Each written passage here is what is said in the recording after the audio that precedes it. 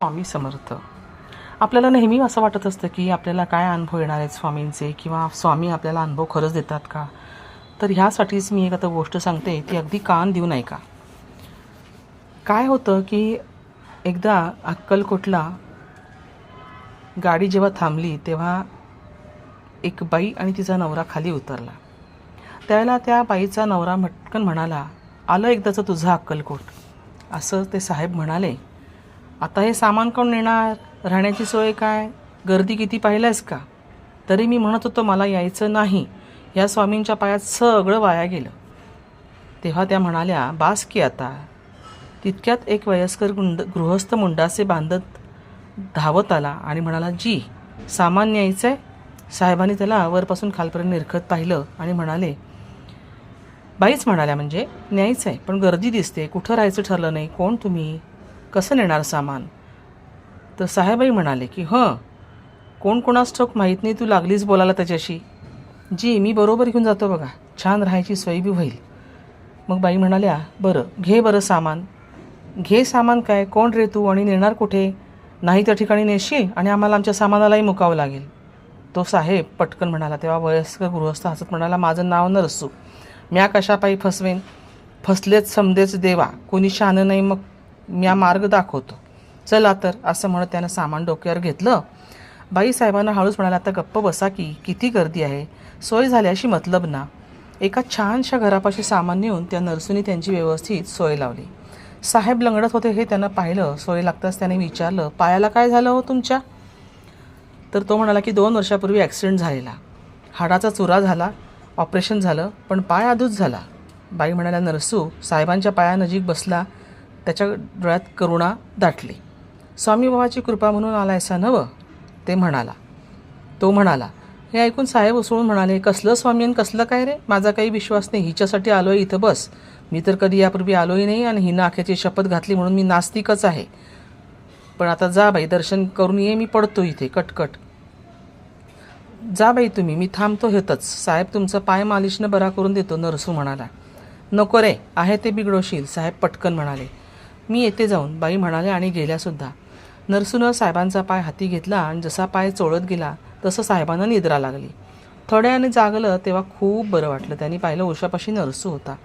सहज पायाकडे लक्ष गेलं, काहीतरी पान बांधून पट्टी बांधलेली.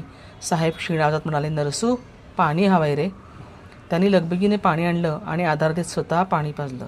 बरं वाटेल बघा तुम्हाला आता, लई प्रवास झाला ना म्हणून, नरसू म्हणाला. बरं वाटतंय पण चहा मिळाला तर बरं होईल. आधार देत नरसूनं त्यांना चहा पण पाजला. साहेबांनी त्याच्याकडे प्रेमाने पाहिलं आणि म्हणाले, नरसू तुझ्या देव आहे खरा, हाच देव. आणि लोक मूर्खासारखे मंदिर मठाचं स्तोम वाजवतात, कुठला बाबा कुठला स्वामी काय माहिती. तेव्हा नरसू म्हणाला, बराबर आहे, तो नांदतो मंदिरात मठात पर स्पंदतो हृदयातच. त्यावर साहेब हसले आणि म्हणाले, भोळा आहेस रे तू, इतकं केलंस आणि म्हणूनच मी तुला देव म्हणतो. आधी संशय घेतलात नवं, नरसू पटकन म्हणाला. तेव्हा साहेब म्हणाले, तसं वागावं लागतं रे बाबा, नाहीतर फसवणूक होते. नरसू हसला. बराबर आहे, माणूस हर घडी फसतो, त्याला उमगत नाही समोर असून बी.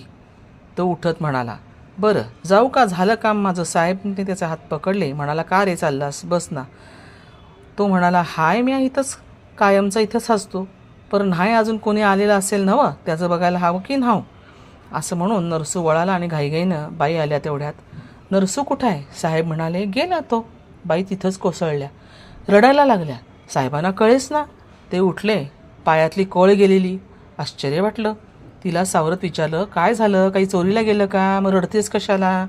बाईने विचारलं, पाहिलं, काय विचारता हे, अहो गेलाय चोरीला, मीच गेली आहे चोरीला. मी मठात गेले, तिथं नमस्कार केला आणि स्वामी मुकुट्यात नरसूची मूर्ती किती तरी वेळ मला दिसत होती. साहेब मटकन खाली बसले. सगळं आठवलं. त्याचे बोल, मा काय हितच आहे कायमचा, अजून कुठं जाणार आहे, समोर असून मी ओळखत नाही आपण बोललो. त्याला साहेब म्हणाले, तुझ्या देव आहे, मठात नाही, मठात किंवा मंदिरात नाही, असं मी त्याला म्हणालो, असं साहेबांनी बाईंना सांगितलं. तो उतरला. मठात मंदिरात नांदतो, हृदयात स्पंदात पी नाचत असतो तो. साहेबांच्या नास्तिकतेचा वज्रलेप कोसळला. देव असाच भेटत असतो, पण पणापाही तो दिसतच नसतो हो. म्हणूनच नास्तिकता वर्चस्व गाजवते. ह्या विचारात नरसूचा चेहरा आठवला. एकदम नरसू हे नावही विजेसमान चमकून गेलं. स्वामी म्हणायचे, मी नृसिंह भान बरे. हे जाणवताच साहेबांचा बांध फुटला.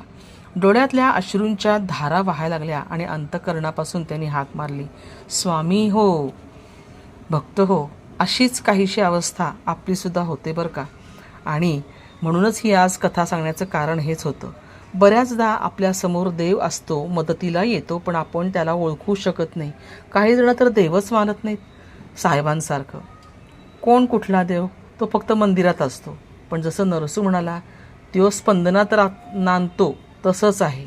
आपल्या हृदयात देव नांदत असतो. आणि तो जर देव जागा राहिला ना, तर आपल्याला समोरसुद्धा आलेला माणूस कुठल्या रूपात आला आहे हे ओळखता येतं.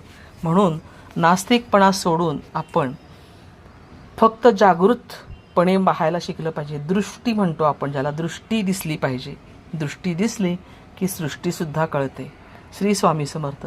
तुम्हाला ही कथा आवडली असेल तर नक्की लाईक करा, सर्वांपर्यंत शेअर करा. नवीन असाल तर ब्रह्मांड नायक या स्वामींच्या चॅनलला नक्की सबस्क्राईब करा आणि बेल आयकॉनवर क्लिक करा.